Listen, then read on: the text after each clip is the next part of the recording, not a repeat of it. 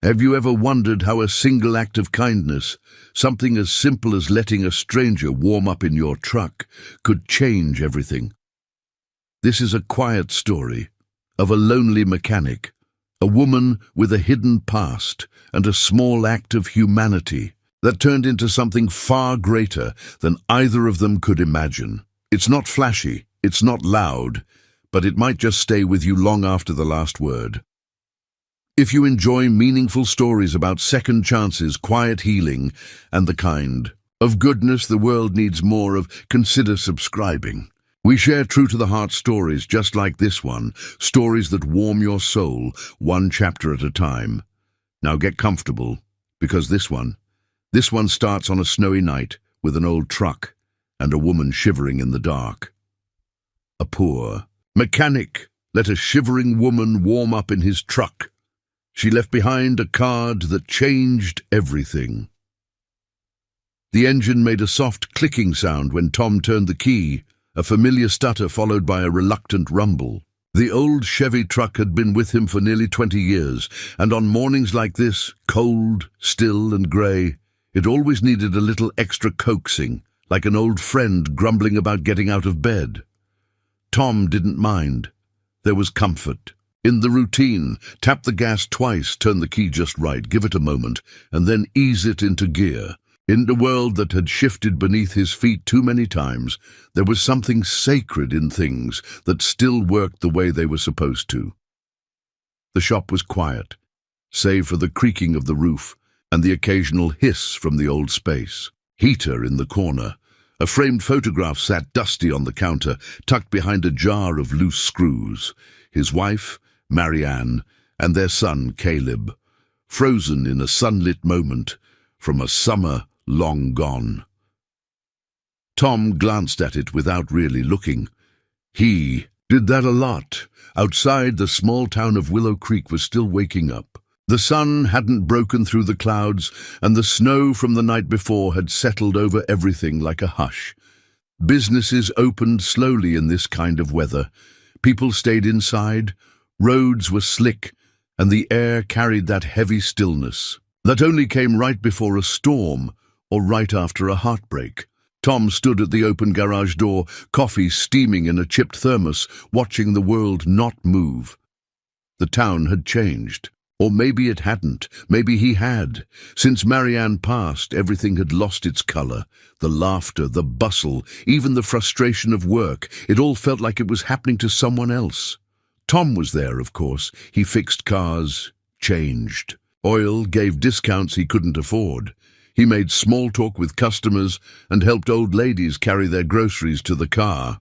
People liked Tom, said he was a good man. But after the shop closed each evening, when the lights went off and the heater wound down to silence, Tom would sit in his little office with a can of soup and a spoon, eating in the dim orange glow of a desk lamp.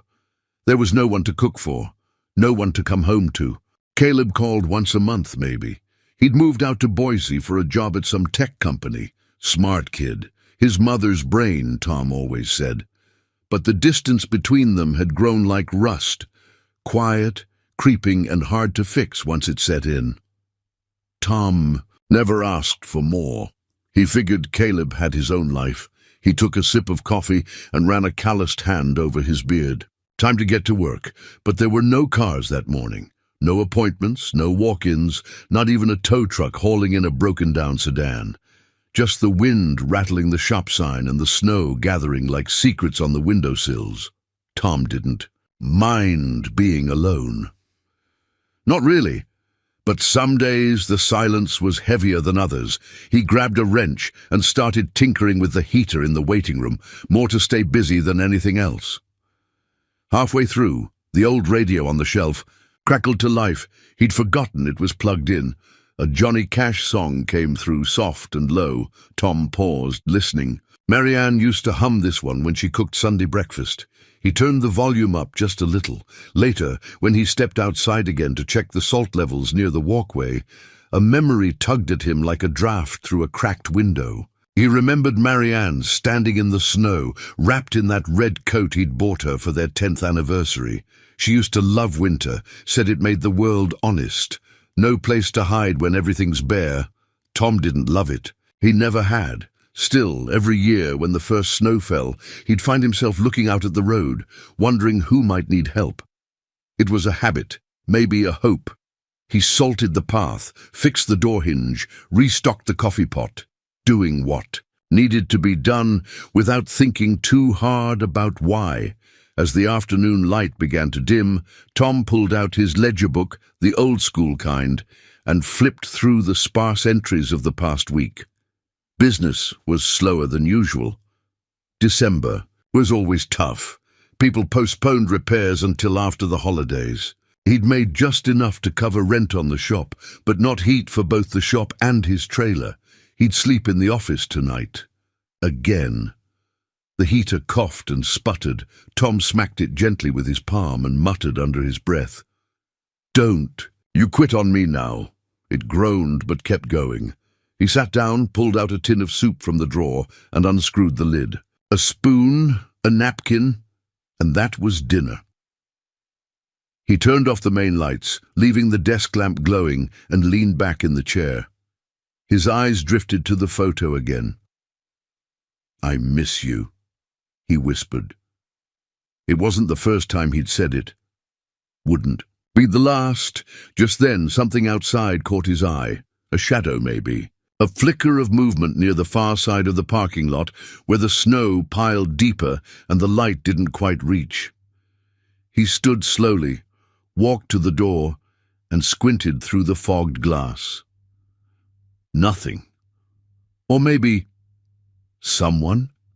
He rubbed the window, clean, and looked again. There, near the edge of the lot, was a figure, small, huddled, barely moving. A woman, he thought, sitting on the bench near the old bus stop that hadn't seen a route in 3 years. No coat, no bag, just curled up against the cold like a fallen bird. Tom didn't hesitate. He grabbed his keys and jacket, shoved his arms through the sleeves, and headed for the truck. The engine clicked, coughed, then caught. He turned the heat all the way up and pulled toward the bench slowly. The figure didn't move. He stopped her. Few feet away, rolled down the window.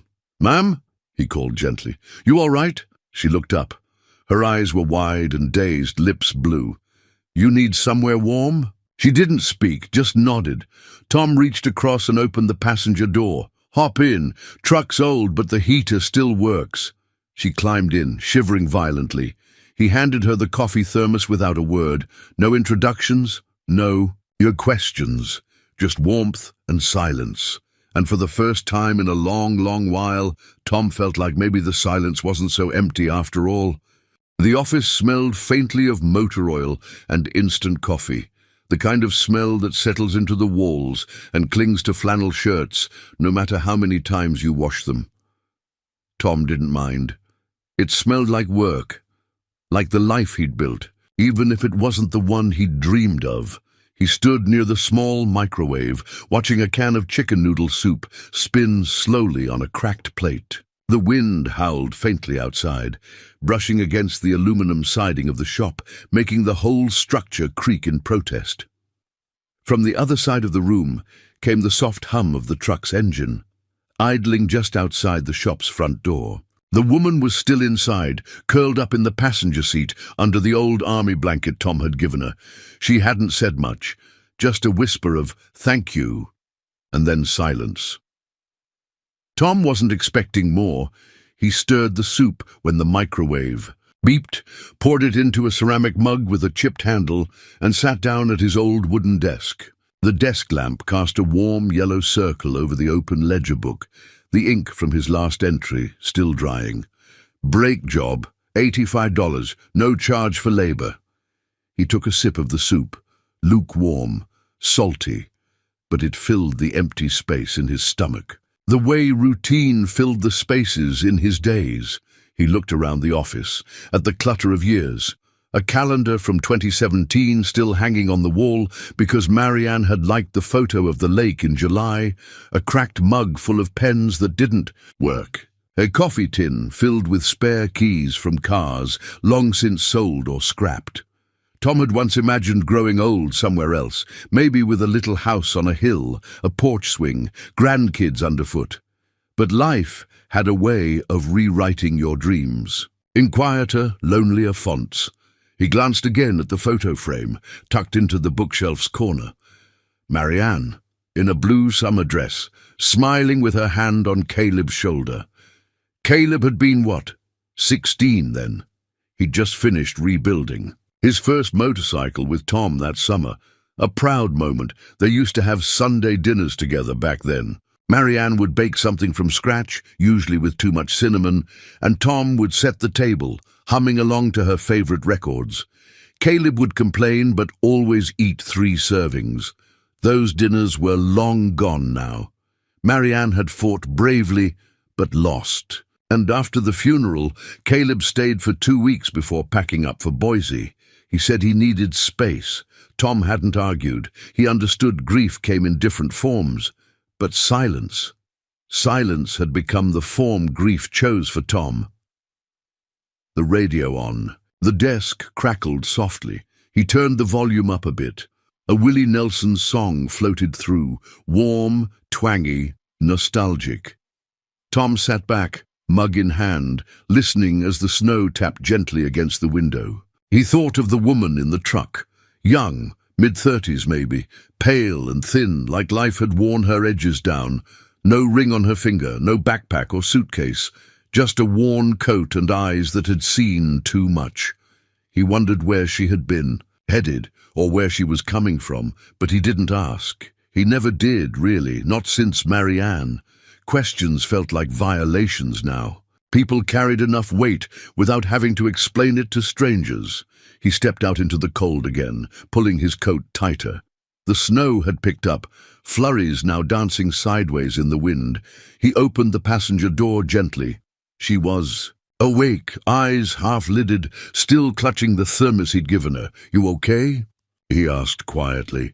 She nodded. Her voice, when it came, was hoarse. "Just tired. Thank you." "You're welcome to stay in here as long as you need. The heater's stubborn, but it works better than mine."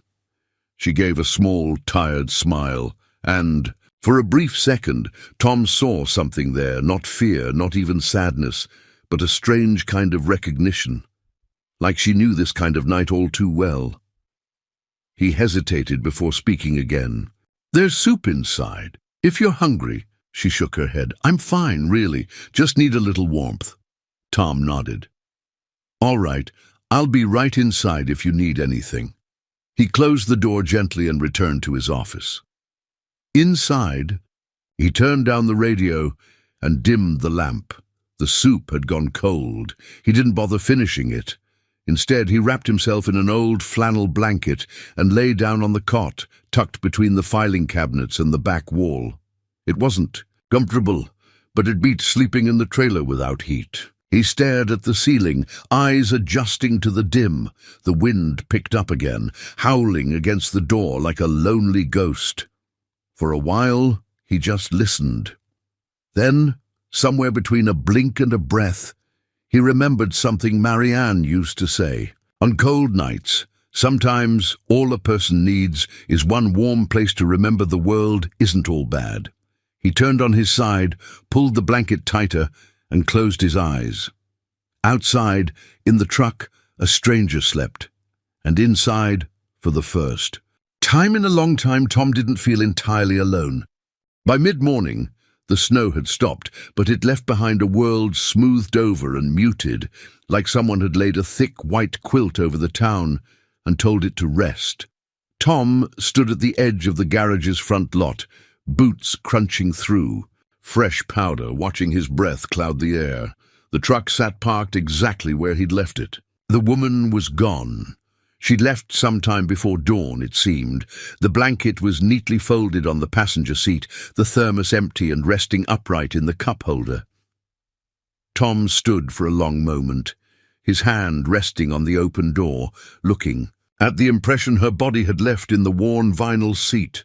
No note, no name, no goodbye, but then he saw it, tucked carefully under the edge of the dashboard, a small cream-colored card. He reached in and picked it up. Heavy stock. No logo or design on the front, just clean and plain. Inside, a few lines written in elegant, slanted handwriting. "Thank you for your kindness. My name is Claire Maddox. If you ever find yourself in need, call me. I won't forget this." A phone number followed. Tom read the note twice, and then again. Maddox. That name rang faintly in the back of his mind, like a bell from a church he hadn't entered in years. He slipped the card into his jacket pocket without thinking too hard about it. People came and went in this world. Some left a mess. Others, like her, left questions. Back inside the shop, he flicked on the lights and started his morning like always. Radio humming softly, coffee brewing, tools laid out neatly on the workbench. But there was a shift in the rhythm today. A hum beneath the surface. Tom didn't know why her leaving felt heavier than her staying. By noon, the roads had cleared enough for a few regulars to come by. First was Mr. Lyle, whose old Buick refused to start every time it dipped below freezing. Then Doris came in, worried that her brake pedal felt mushier than usual. Tom gave her a ride home while he checked it out. It was on that ride, driving Doris down Maple Street, that the memory struck him. Claire Maddox. He remembered now. There'd been an article in the local paper maybe a year ago. A woman named Claire Maddox had started some kind of foundation, helping women re-enter the workforce, supporting transitional housing, building vocational programs in rural areas. She was young, smart, and, if the article was to be believed, wealthy. An entrepreneur who'd built a baking empire out of her grandma's old cinnamon roll recipe, then sold it and poured the profits into community work. Tom pulled over and parked in front of Doris's house, heart thudding strangely. Could it be the same woman? The one who'd slept in his truck, hair tangled, hands trembling from the cold? It didn't make sense. People like that didn't end up alone on a bench in the middle of a snowstorm. Did they? That afternoon, Tom returned to the garage, poured himself a cup of coffee, and sat with the card again, turned it over in his hands, read the note like it might change meaning if he stared long enough. He didn't call, didn't even consider it seriously. What would he say? That he gave someone a place to warm up for the night and now needed what exactly? He wasn't a man who asked for help, hadn't been for years. Instead, he returned to the rhythm of his life, replaced brake pads, adjusted carburetors, cleaned the floor in long, careful lines. But something had shifted. A few days later, as he drove home along the ridge road, he spotted a car pulled off on the shoulder. Hood up, hazard lights blinking. Tom slowed instinctively. Even before Marianne, even before the years weighed on him like an old coat, he'd always stopped. That was just who he was, the kind of man who carried jumper cables in every vehicle and checked on stranded strangers, even if all he could offer was a phone to borrow or a spare bottle of water. He pulled up behind the broken-down car and climbed out. The driver was an older man, maybe mid-60s, with a face red from the cold and hands that shook slightly as he fumbled with the hood latch. "Need a hand?" Tom asked. The man looked up, grateful. "Wouldn't say no. Damn thing just died on me. I don't even know where to start." Tom didn't ask why the man was out here alone. He just got to work. 10 minutes later, the car was humming again. "Thank you," the man said, pulling out his wallet. "Can I pay you for your time?" Tom shook his head. "Nah, just pay it forward next time you get the chance." He climbed back into his truck and drove on. But this time, the silence didn't settle quite so heavy. That night, he sat in his office again, flipping through the mail while the heater rattled in protest. Among the bills and flyers was a small white envelope with no return address. Inside was a typed letter. "To Mr. Tom Bennett, we have been informed of your consistent kindness and quiet generosity to members of your community. As someone who once benefited from such a moment of grace, I believe in returning that gift where it's due. If you are ever interested in something more, more work, more meaning, more life, please call. The number hasn't changed. Claire Maddox. Tom folded the letter slowly, sat with it for a long while. The phone was right there. Still, he didn't reach for it, not yet, but the card was no longer in his pocket. He'd placed it on the wall above his desk, right next to the photograph of Marianne and Caleb. And for the first time in years, that wall didn't feel like a memorial. It felt like a beginning.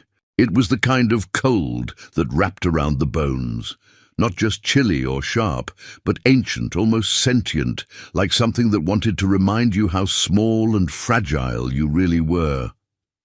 Snow drifted in lazy spirals under the amber glow of the old street lamps lining the bus stop near the edge of town. Tom's truck rumbled slowly down the hill, headlights sweeping across quiet storefronts and shuttered windows. Most of Willow Creek had long since gone to bed, their houses wrapped in fleece and Christmas lights, fireplaces whispering behind frosted panes. He hadn't meant to take the long way home, but the heater in the truck was finally warm, and his thoughts were too loud in the silence of his trailer. So he drove, past the gas station, past the diner, past the bench near the old bus stop that hadn't seen a route in 3 years, and then he saw her, a shadow, huddled and still. Small figure, curled in on itself like a question mark, legs drawn to her chest, arms wrapped around her body in a grip that said she didn't trust the night, or maybe didn't trust herself in it. Tom slowed the truck without really thinking. His instincts kicked in before his brain caught up. She didn't move as he pulled up beside her. He rolled the window down, warm air spilling into the cold night. "Ma'am," he said, voice careful. "Are you all right?" She looked up, and the sight of her eyes nearly took the wind out of him, not because she was beautiful, though she might have been once, before the cold and exhaustion etched lines across her skin, but because there was something in those eyes he recognized, not fear, not panic, but distance. She was somewhere far away, and Tom knew that place. "Do you need help?" he asked, gentler now. She didn't speak, just nodded once, a fragile movement. Tom reached across the cab and pushed open the passenger door. "Come on in. Truck's not much, but the heater works." She hesitated, looked at him like she wasn't sure what to believe. Then slowly she stood, knees stiff, fingers trembling, and climbed in. He passed her the thermos of coffee he kept in the cup holder. It wasn't fresh, but it was warm. She took it with both hands, like it might vanish if she let go. "Thank you," she whispered. That was all. She didn't tell him her name, didn't explain why she was out there or where she was going. Tom didn't ask. He'd learned over the years that not all kindness needed a reason. Sometimes people just needed a place to be without having to explain themselves. She sipped the coffee slowly, letting the heat crawl back into her bones. Tom turned the heater up another notch and adjusted the vents so they blew directly toward her. For several minutes, neither of them spoke. The silence wasn't uncomfortable. It was just honest. After a while, she leaned back against the seat and closed her eyes. Tom pulled the truck into the lot beside his shop, left the engine running, and got out. Inside, he grabbed the old army blanket from the cot and returned to the truck. She stirred slightly when he opened the door. Her eyes fluttered open. "Here," he said, holding the blanket out. "This'll help." She looked at it like it was too much, like even a gesture that small had weight. But she took it, wrapped it around herself tightly, and nodded. "Thank you again." Tom just gave a small smile and said, "Try to get some rest. You're safe. Here." He left the truck running, heater purring steadily, and walked back into the shop. The wind picked up, rattling the aluminum siding. The radio inside the office was playing an old tune he hadn't heard in years. Sam Cooke, maybe. Something about change coming. He sank into his chair, arms aching from the cold, but heart strangely warm. The woman's face lingered in his mind. Her hollow cheeks, her cracked lips, the way she held the thermos like it was the last real thing she had. Who was she? What had brought her here, to this half-dead town, to that abandoned bench? Tom didn't need to know, but something in him wanted to, not out of curiosity but out of something gentler, something like the faint stirring of hope. He looked again at the photo of Marianne and Caleb on the desk. She would have invited the woman inside, probably made a pot of soup and offered her the good blanket, the one they only used for guests. He could almost hear her voice in his mind. You don't have to fix everything, Tom. Just be someone people can rest next to. That was who he used to be. That was who Marianne had helped him become. And somewhere along the way, after she passed, after Caleb moved away, after the world got colder, he'd stopped being that man. He'd retreated into silence, let the weight of grief turn him into a shadow of himself. But tonight something shifted, a hinge in his heart, creaking open just a little. Maybe it was the woman. Maybe it was the way she didn't ask for help, but accepted it anyway. Or maybe, just maybe, it was time. Tom turned off the radio and stood, moving quietly to the cot in the corner. He lay down without bothering to undress, the flannel blanket pulled up to his chin. The wind howled outside. Snow tapped at the window panes like a child wanting to be let in, but inside the heater hummed. The woman slept, and the shop held its quiet vigil. And for the first time in a long while, Tom felt like he'd done something right, something that mattered. He didn't know who she was. He didn't know what tomorrow would bring, but he knew this. Tonight someone would be warm, and that somehow made the cold a little more bearable. Tom awoke just before dawn, his eyes blinking open to the soft golden halo of his desk lamp still glowing from the night before. His back ached from the cot's thin mattress, and his knees protested as he sat up and swung his legs to the floor. Outside, the world was still. Snow dusted the windowsill in fine patterns, and frost traced delicate feathers along the glass. A quiet morning, the kind that came only after the cold had finished its argument with the night. Tom reached for his coat, shrugged it on, and moved stiffly toward the front of the shop. The truck was still parked outside, its engine long cooled. He squinted through the glass door. Empty. She was gone. He pulled the door open and stepped out into the cold, boots crunching lightly over the snow-packed ground. The truck's cab was closed, the passenger seat vacant. The army blanket, neatly folded, lay where she'd sat, tucked carefully into the corner of the seat like she hadn't wanted to disturb anything. The thermos he'd given her sat beside it, empty but clean. He stared at the scene for a long moment, processing her absence. No goodbye, no knock on the door, just a quiet departure, like a ghost slipping through a wall.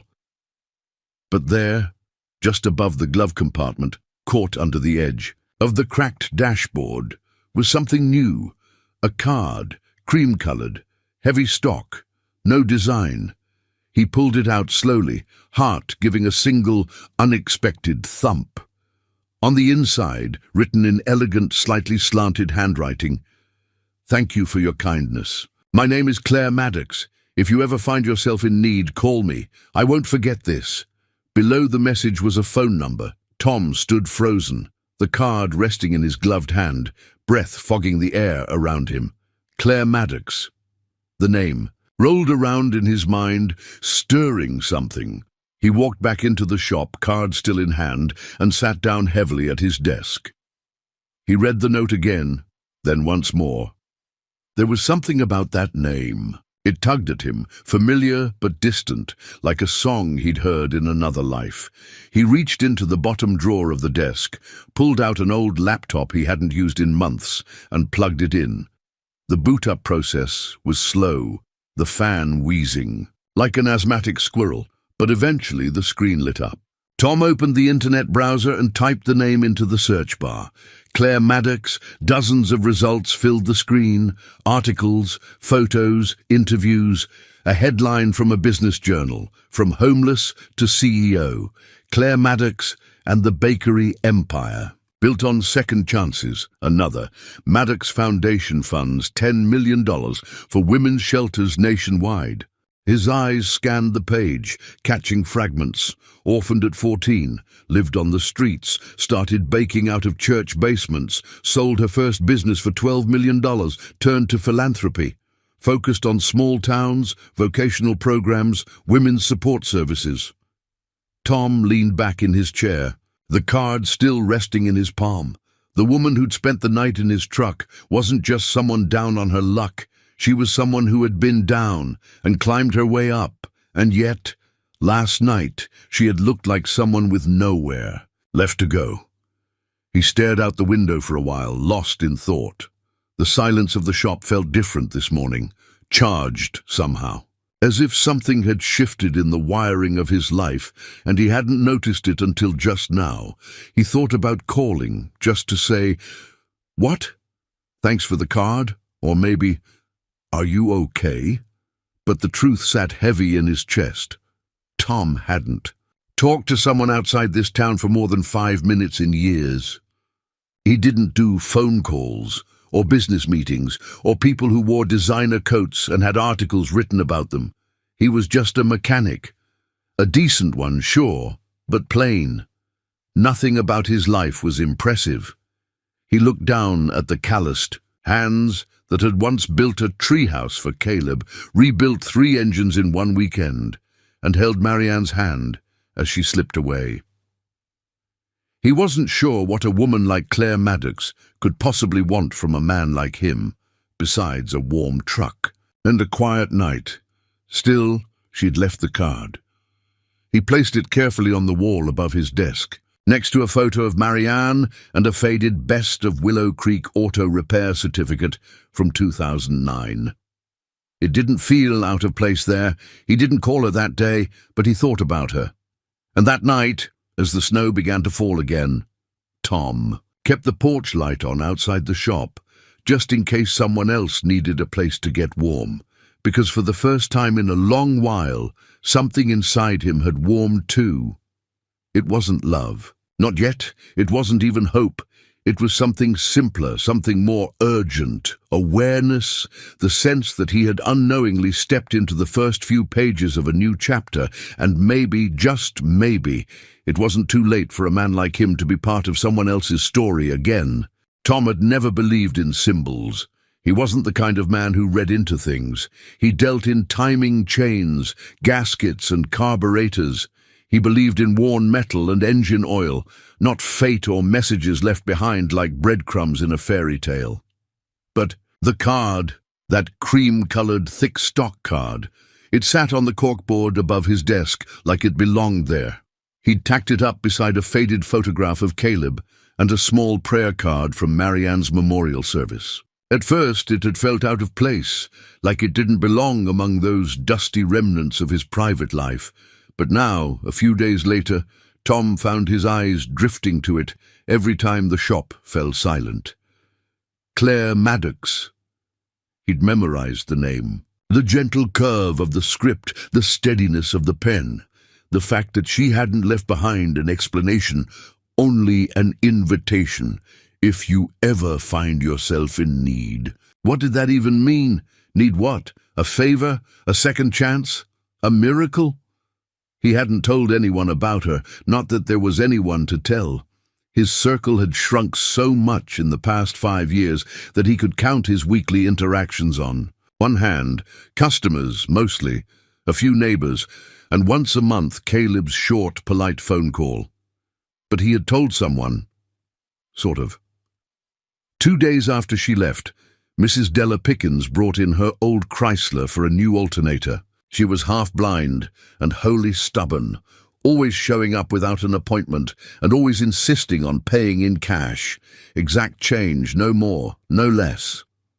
As Tom worked under the hood, she stood by the heater with her mittens still on, chatting. as though silence were a crime.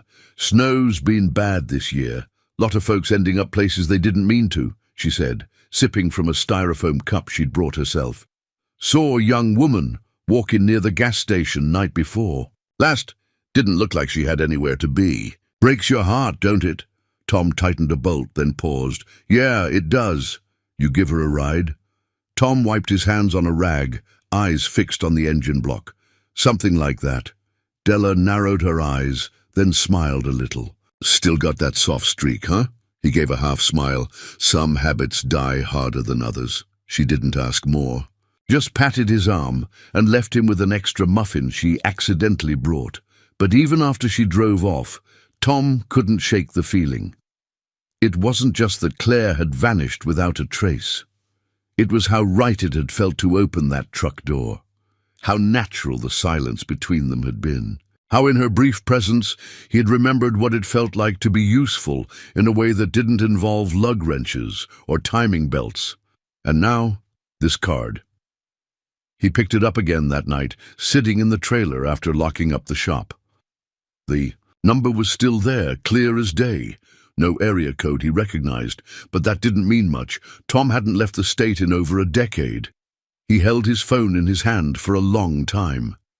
His thumb hovered over the keypad. Then he set it down. Maybe. Tomorrow. Instead, he pulled out his ledger book and added a new line under Thursday. Truck heater repair, no charge. It was the smallest way he could mark what had happened. But there was something else.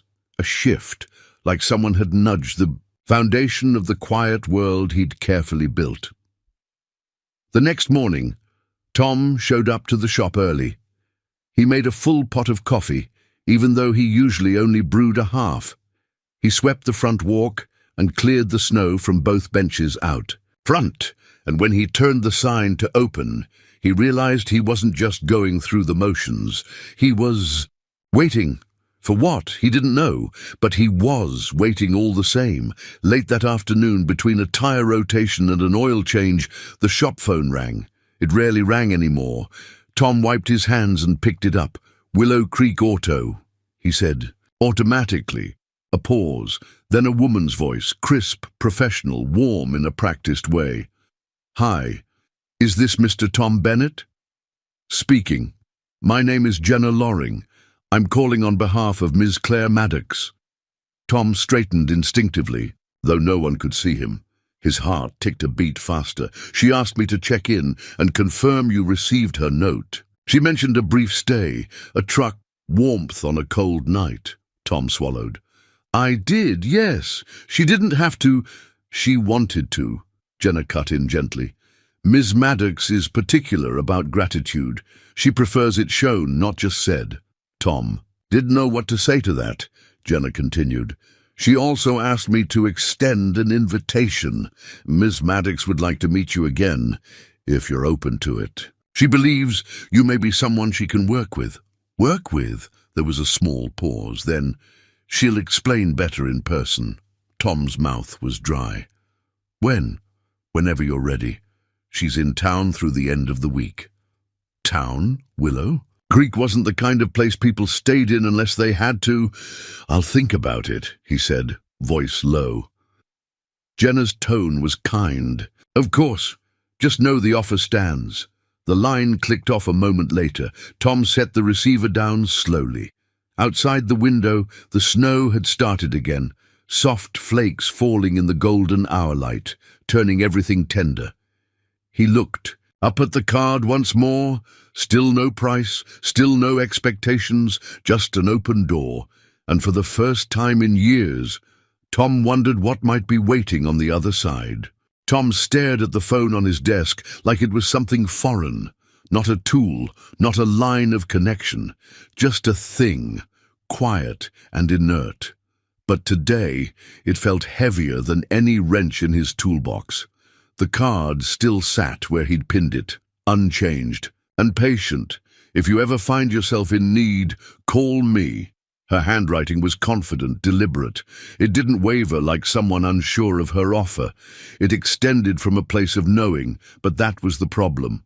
Tom didn't need anything at Least, not in the way people usually meant. His shop was still running, barely. He had enough to eat. He had a place to sleep, heat in the pipes, coffee in the pot. And loneliness? Well, he'd learned to carry that like a spare tire, always present but tucked away unless needed. Besides, what would he even say? "Hi, Claire. This is the guy with the truck. Thanks for not dying of hypothermia in my passenger seat. Want to grab coffee? Maybe donate $1 million to my leaky roofed shop while you're at it?" He exhaled and turned away from the phone. It was easier to lose himself in work. He spent most of the morning underneath a rusted-out Chevy, replacing a transmission that had no right still being on the road. Then a brake job on an old Ford sedan, followed by an oil change for the town librarian, who always paid in homemade pies. He told himself he wasn't thinking about Claire Maddox. But every time his hands went still, she was there. Her voice soft and hoarse, her hands wrapped around the thermos, her silence deeper than the cold. By the time the sun started its slow winter descent, Tom had walked past the phone 11 times. He so counted. He made another pot of coffee just to have something to do. He even restocked the candy bowl at the front desk, something he hadn't done since Halloween 3 years ago, and still, the phone didn't ring. Near dusk, he sat at the counter, elbows resting on the cool surface, coffee growing cold in his hands. He reached for the card again, read it, then set it back down. He picked up the phone, then put it down, picked it up. Again, put it down. A man could go crazy like this. What if he called and it changed everything? Worse, what if he called and it didn't? He rubbed his temples and muttered, "You're talking to a piece of paper, Tom. That's not a good sign." He stood, stretched, and turned off the heater in the office. The cold crept in immediately, making his joints ache, but it cleared his head. Then he did something he hadn't done in months. He reached for his jacket, locked the front door behind him, and walked. The streets were mostly empty, snow piled up in soft ridges along the sidewalks. Porch lights flickered on one by one, glowing, like fireflies in the blue dusk. He passed the post office, the bakery, the hardware store with the bell that hadn't worked since spring, and then he saw the bench.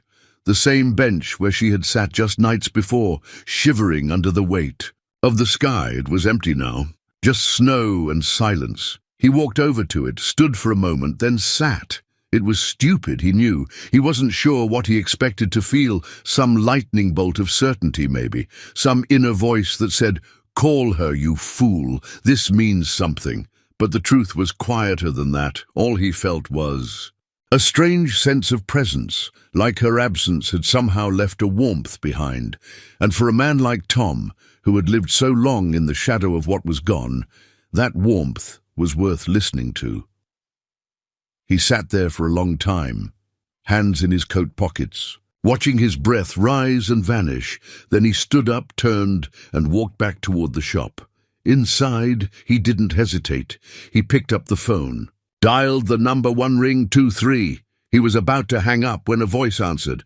"Hello?" It was her, Claire, not her assistant. Not some smooth-talking gatekeeper, just her. Tom froze for a heartbeat, then found his voice. "Hey, it's Tom. From the truck. The one who offered you bad coffee and a noisy heater." A soft laugh on the other end. "Tom, I was hoping you'd call." He didn't know what to say to that. "I wasn't sure I should. I left the card for a reason." Another pause. Then Tom asked the question that had been sitting on his chest for days. "Why me?" Claire's voice was steady. "Because you didn't ask me who I was, or why I was there. You didn't try to fix me. You just made space." Tom exhaled, slowly. "That's not much."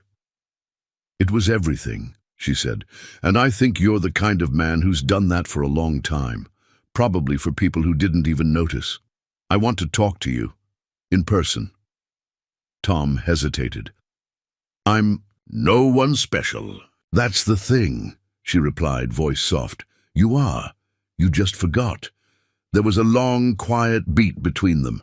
Not awkward, just honest. Then Claire added, I'm still in town. There's a diner near Main Street. Tomorrow morning, 8 o'clock? Tom nodded, though she couldn't see. They'll be there. She didn't say goodbye, just, I'm glad you called, and the line went silent. Tom stood for a long time, phone still in hand. Then he looked at the card one last time. It didn't glow, didn't whisper secrets. But it didn't have to, because now, finally, it had done what it came to do. It had gotten him to say yes. The diner was the kind of place that hadn't changed its wallpaper since the mid-80s. Faded floral print curled slightly at the corners, and the cracked vinyl booths smelled faintly of maple syrup and thyme. The open sign blinked half-lit in the window, and a tiny bell above the door let out a lazy ting when Tom stepped inside. It was just after 8. Snow clung to his boots. He'd dressed carefully, clean jeans, a flannel shirt that didn't have oil stains, his good coat. It wasn't fancy, but it was presentable, and that was enough. Tom scanned the room. She was already there. Claire sat in the far booth, a mug cupped in both hands, steam curling around her face like a veil. She looked better, rested. Her cheeks had more color, her posture straighter, but her eyes, that quiet stillness behind them, were exactly as he remembered. She spotted him and gave a small wave, more invitation than greeting. Tom crossed the room, his boots thudding softly against the linoleum. "Morning," he said, sliding into the booth across from her. "Hi, Tom." He nodded toward the mug. "That your first?" "My second." "I was nervous," she said with a small, almost embarrassed smile. "Didn't want to look like I was hiding behind the coffee." "I usually do," he said, then added, "Hide behind mine, I mean." That got a laugh. It was light, genuine, not rehearsed. They sat in a comfortable silence for a few moments. Then Claire spoke. "I guess I owe you a few answers." Tom shook his head. "You don't owe me anything." She looked down, then back at him. "I know, but I want to tell you anyway." He nodded once. He was here to listen. Claire leaned back slightly, as if settling into a version of herself she didn't wear often. "I used to be invisible," she began. "Years ago. I was homeless for nearly 2 years. Fell through every crack in the system. Lost both my parents before I turned 20, a boyfriend who left me in a motel room with $62 and a shut-off phone." Tom didn't interrupt. "I got a job at a diner, one like this, washing dishes. The cook there let me sleep in the pantry during a blizzard. First time I felt safe in months. I stayed 6 weeks, started baking things to sell. Cinnamon rolls mostly. That turned into something more." He nodded slowly. "The Maddox Bakery." Claire looked surprised. "You read about it?" "After you left the card. I looked you up." She smiled faintly. "I never used to Google myself, too afraid it'd remind me how much of it I still didn't believe." There was something raw behind her composure, like she wasn't quite sure whether telling this story would set her free or unravel her entirely. "I sold the business 5 years ago. Made more money than I knew what to do with. Didn't feel like I'd earned it. So I started a foundation to help people like me. People who fall through cracks. People who just need one warm night in a truck to believe the world hasn't forgotten them." She stopped, eyes searching his. "That's why I came back. Why I looked you up. That night, you reminded me of what saved me in the first place. Not money, not business. Just someone who didn't ask questions. Who let me breathe." Tom was quiet for a long time. Not because he didn't know what to say, but because he wanted to say it right. "You looked like someone who'd forgotten how to be looked at," he said finally. "I didn't want to make that worse." Claire blinked, caught off guard by the honesty. "I didn't expect a card," he continued. "Didn't expect anything. I just didn't want to leave you in the cold." "You didn't," she said softly. "Not just literally." The waitress came by, refilled their coffees, dropped off 2 menus, and disappeared like she'd done this 1,000 times. Claire flipped hers open but didn't look at it. "There's something else," she said after a moment. "Something I haven't told anyone outside my circle in a long time." Tom set his coffee down. You don't have to. I want to, she said, because if I don't say it to someone who gets it, I think I'll lose the courage to say it at all. She inhaled slowly, then said it like it was a confession. I left everything 2 weeks ago. The board, the foundation, the meetings. I didn't tell anyone where I was going. I just walked away. I didn't want to be anyone's CEO. I wanted to remember who I was before the press releases and the speeches. Tom didn't move. I didn't expect to end up on that bench, she went on. I didn't plan it. I was just driving and kept driving until I ran out of gas and pride. Then the snow came, and I sat down. I figured maybe I'd sit there until the cold told me what to do. She looked at him now, eyes shining, not with tears, but clarity. And then you stopped, Tom swallowed. His voice, when it came, was low and steady. I always stop. Doesn't matter who it is. Never has. I know, she said. That's why I came back. They didn't speak for a while after that. The moment didn't need anything more. Eventually Tom picked up the menu, glanced at it and said, You ever had the pecan waffles here? They're not great, but they're dependable. Claire smiled. I think I could use a little dependable. He looked across the booth at this woman with 2 lives, one full of headlines and fortune, the other buried beneath blankets in a quiet truck cab, and saw her for what she truly was. Not a stranger, not a millionaire, just someone who needed a place to rest for a while. And maybe so did he. The shop smelled like winter again, rubber, oil, and the faint burn of the old space heater working overtime in the corner. Tom wiped his hands on a rag, then on his jeans, then back on the rag, as if nervous energy could be scrubbed away with grease. Claire was coming. He wasn't sure what to call it. A visit, a meeting. That word felt too formal for the woman who'd once curled up in his truck with a borrowed blanket and coffee gone cold. But it also felt too casual for the woman who had a Wikipedia page, a private foundation, and a voice that made you believe in second chances. It had been 3 days since they sat in that diner. 3 days since pecan waffles and honest words. 3 days since Claire said, before she left the table, I'd like to see where you spend your days. Tom, so here he was, swept the shop floor twice, cleared the parts shelf, even fixed the closed sign that had been crooked since spring.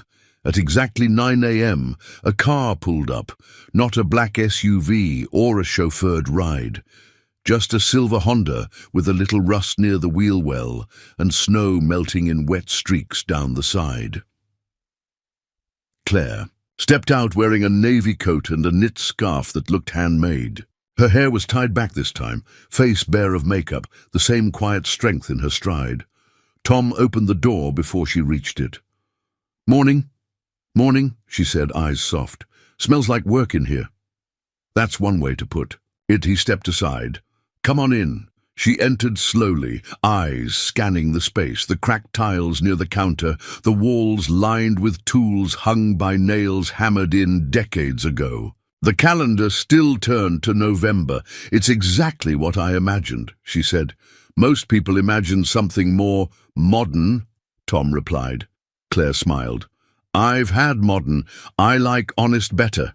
He gestured to the stool near the counter. She sat, fingers curling around a fresh mug of coffee he'd brewed just 15 minutes earlier. He leaned on the workbench across from her, arms folded. So, you said you wanted to see where I spend my days? I did, and I meant it. Tom studied her, unsure whether to ask the next question, but he asked anyway. Why? Claire set the mug down. Because I'm rebuilding something. He raised an eyebrow. A bakery? No. Myself. She met his gaze. I lost the thread, Tom. Somewhere between board meetings and press interviews, I became the version of me that people wanted to see. I forgot the girl who used to cry over burnt muffins and wash dishes for rent. I came back here because that girl never would have walked past someone freezing on a bench, but I almost did, if you hadn't stopped me. Tom nodded slowly, letting that settle. You didn't seem like someone who needed saving. That's the trouble with people like me, she said softly. We get good at hiding it." They were quiet for a moment. The only sound was the soft tick of the heater behind them. Then Claire spoke again. "I want to do something here, not for headlines or speeches, just something real. With you." Tom blinked. "With me?" "I've been thinking," she said, straightening a little. "Your shop isn't just a garage. It could be more. A place to train people, mentor young folks who don't have direction, teach them what it means to build something with their own hands." Tom didn't answer right away. Claire continued, her voice steady but gentle. "I can fund it, quietly. No plaques, no cameras. Just the two of us doing something that matters." "You don't owe me anything," he said quietly. "I know." She smiled. "That's why I want to." Tom looked down at his hands, worn, lined, chipped nails and oil stains that never came off. Then he looked around the shop, the place Marianne once called his second skin, the place where Caleb learned how to rotate tires, where he buried his grief in engines and socket wrenches. He thought of the silence that used to greet him every morning, and how lately it wasn't so loud. "I wouldn't know where to start," he said honestly. "That's okay," she replied. "I do." He looked up. "You'd really want to build something like that here? In Willow Creek?" Claire shrugged, a wry smile tugging at the corner of her mouth. "Well, there's already a stubborn, good-hearted mechanic in place. Seems like a solid foundation." Tom chuckled, a low, surprised sound. "You don't scare easy, do you?" "Not anymore." He stepped away from the workbench, walked over to the corkboard behind his desk, and looked at the card again. The one with no logo, no title, no promises, just that quiet offer. He took it down, turned it over in his hands, and then looked at Claire. "What do we call it?" he asked. Claire tilted her head. "The shop?" "No," Tom said slowly. The thing we build next." She was quiet for a moment. Then she said, "The Warm Truck Foundation." Tom blinked, laughed, shook his head. "That's a terrible name," he said. Claire laughed, and it filled the shop like sunlight breaking through snow clouds. "Okay," she said. "Then you name it." He thought about it. Not long. Just enough. "How about Second Start Garage?" Claire nodded. "That's perfect." He set the card down on the desk, this time not as a mystery, but as a beginning. She rose from the stool, took one last sip of coffee, and extended her hand. "Partners?" she asked. Tom looked at it, then past it, then into the eyes of a woman who had once disappeared into his truck and come back as someone who changed the temperature of his world. He shook her hand. "Partners." And just like that, the silence in the shop wasn't empty anymore. It was filled with possibility. Tom didn't sleep much the night after they shook hands. He lay on the cot in the corner of his office, blanket pulled to his chin, staring at the cracked ceiling tiles as if they held answers he'd never dared to ask for. Outside, the wind rattled. The windows, and somewhere nearby, snowmelt dripped into the gutter with slow, persistent rhythm. But inside, the storm was all in his chest. He kept hearing her voice. Partners. It had sounded so simple, so clean. Like something two people say when they're starting a company, not when they're stepping into something that could change their lives. She'd meant it. That much he knew. Claire wasn't the kind of woman to say things just to fill the air. Every word she spoke felt deliberate, weighted, like she had made peace with every syllable before she let it go. But Tom wasn't used to being part of anything anymore. The thought of kids walking through his shop, eager, wide-eyed, watching him as if he knew something valuable, it scared the hell out of him. He didn't feel like a mentor. He felt like a man who kept things running, a man who survived, but didn't build anymore. At some point in the quiet hours, he sat up, pulled on his coat and walked out into the snow. The cold hit his skin like truth, sharp and real. He didn't mind. He crossed the lot, past the truck where Claire had once slept, and stood under the old security light, staring at the snow-covered sign that read, "Bennett Auto Repair." It looked tired, worn, a little like him, By morning, he'd already made the coffee and cleared a space in the back of the shop, dusting off a metal shelf that hadn't held anything but cobwebs in 3 years. He wasn't sure what he was doing, just moving, one small motion at a time. At 9:10, Claire arrived. This time, she wore jeans, boots, and a dark sweater beneath a light grey coat. No makeup, no armor. She looked like someone who wasn't pretending anymore.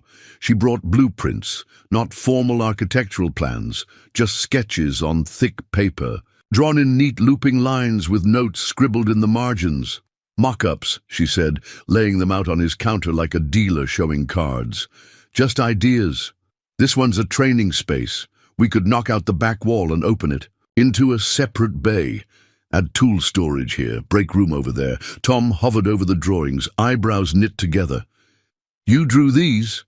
Claire nodded. Used to love drafting as a kid. Architecture was my first dream. Baking was my survival. He said nothing, but she noticed the hesitation in his eyes. She folded the sketches slowly. Tom, say what you're thinking. He took a breath. I'm thinking I don't belong in a blueprint. I belong in the in-between, fixing things, not building futures. These plans, you've thought them out. They're real. I'm just a guy who changes brake pads and keeps coffee hot. You're more than that, am I? He met her eyes. You've built empires. I've patched together a life with duct tape and routine. How does someone like you see someone like me and think, yes, him, that's the man I'll trust to change lives? She didn't flinch.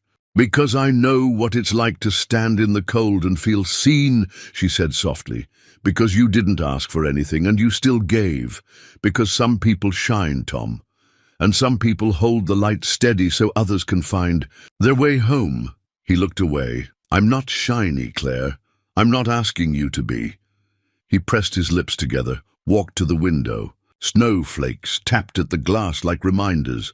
I lost someone, he said quietly. Marianne, my wife, 4 years ago. Cancer. Claire's eyes softened. She made me believe I was worth something, he said, voice low.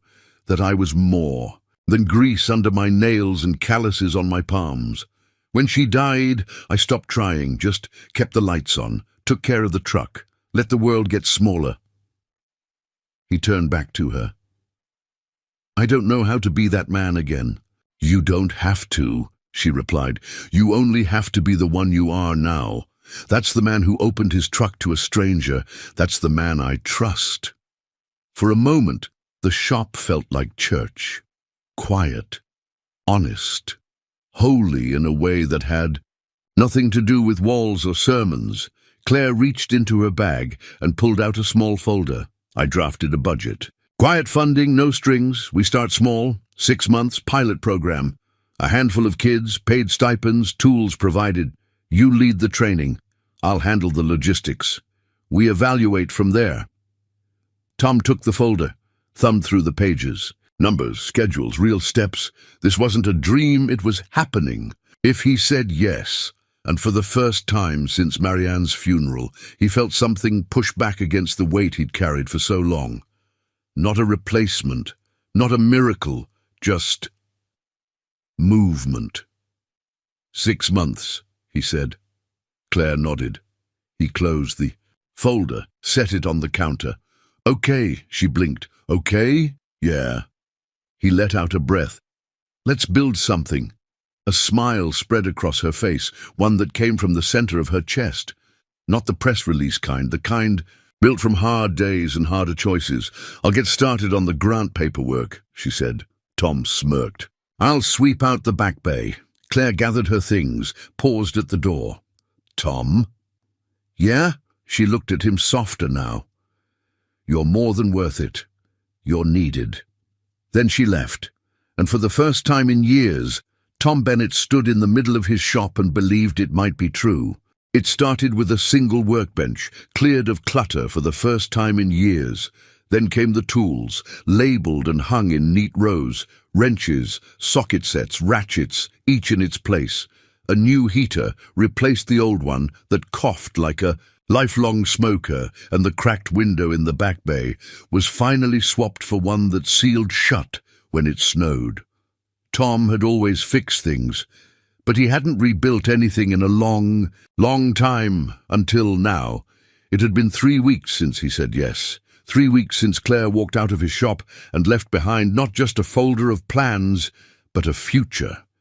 They spoke daily now, sometimes about logistics, sometimes about nothing in particular. She sent updates on grant approvals, zoning forms, the arrival schedule for new tools. He sent her photos of the progress, a freshly painted wall, a cleaned-out storage room, a handwritten welcome sign tacked to the office door. Most evenings, he found himself staying later, not because he had to, but because he wanted to. The silence in the shop no longer felt like an echo chamber for grief. It felt like anticipation, a waiting space, a becoming. The new program would launch in January. Claire had already reached out to a local youth shelter in the neighboring county, and 4 young adults had signed on.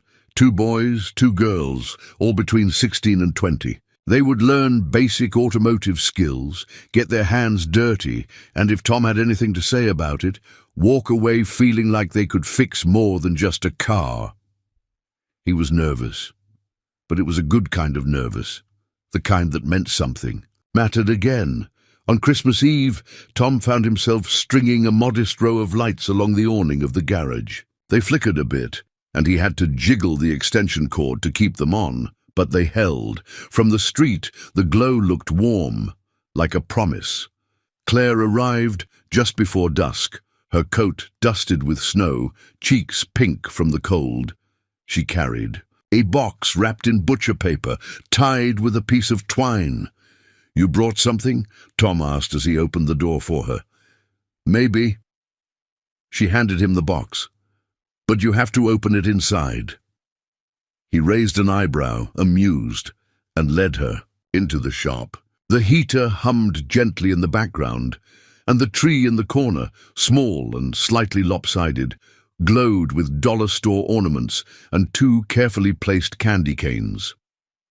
Tom set the box on the counter and untied the twine. Inside was a framed photo of the truck. His truck. The shot was taken at dawn, snow still clinging to the windshield, steam curling from the exhaust. And in the passenger seat, just barely visible through the foggy glass, was the shadow of a woman wrapped in a blanket, holding a thermos with both hands. It was that night, their night, Claire spoke softly. "I took that picture the next morning, just before I left. I didn't even realize I still had it on my phone until last week." Tom didn't know what to say. He traced the frame with his fingers. "I thought maybe it should live here," she added. "So neither of us forgets where this really started." He nodded slowly. "It'll hang next to the card." She smiled. "Good." They stood there a moment longer. Then Tom asked, "Are you staying in town tonight?" Claire hesitated, then nodded. "I rented a small cottage on the North Ridge, quiet, full of drafty windows, and smells like pine. I like it." "You're welcome to stay for dinner," Tom said before he could second-guess himself. "I was just going to heat up some stew and maybe burn a frozen pie." Her grin was immediate, disarming. "That sounds perfect." They ate in the office, paper plates balanced on knees, the space heater humming, and the Christmas lights blinking in mismatched rhythm. Afterward, Tom made cocoa on the hot plate, and Claire wandered the shop, hands trailing along tool benches and newly cleaned cabinets. "You ever think," she asked quietly, "about what might have happened if you hadn't stopped that night?" Tom leaned against the counter, mug in hand. "I try not to." "I do," she said. "Sometimes I think the person I was becoming wouldn't have survived much longer. Not because I didn't have resources or people or therapy, but because I'd forgotten how to feel safe around someone real." He didn't answer, just sipped his cocoa and let the silence hold the weight of her words. "I've done a lot of good," she continued. "Built things, helped people, gave away more than I ever expected to earn. But I think this is the first thing I've done that feels like it gives back to something that gave to me." Tom looked at her. "You're The one changing lives now. Claire shook her head gently. No, we are. Later, when she stood at the door to leave, snow beginning to fall again in the blue hush of evening, she turned to him and said, I think we both needed a warm truck that night. He nodded. And a second chance. She touched his arm gently. Merry Christmas, Tom. He watched her walk to her car, headlights cutting through the flurries, and then disappear into the falling quiet. New Year's came with the smell of motor oil and fresh paint.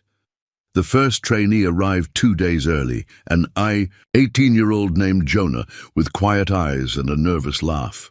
Tom showed him where the gloves were, how to check the oil, how to feel the difference between a worn belt and a new one.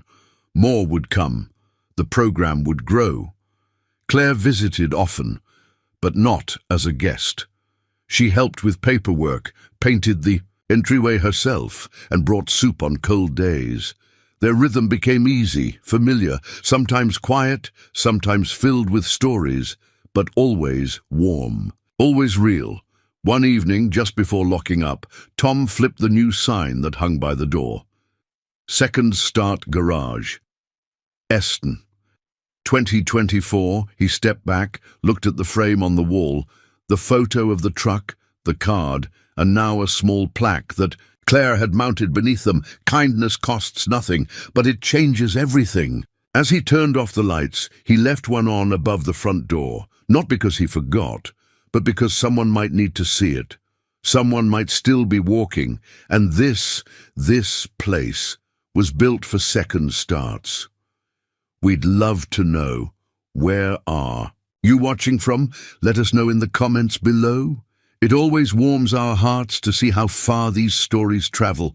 If this story touched you in any way, if it made you think, feel, or even just pause for a quiet moment, don't forget to subscribe.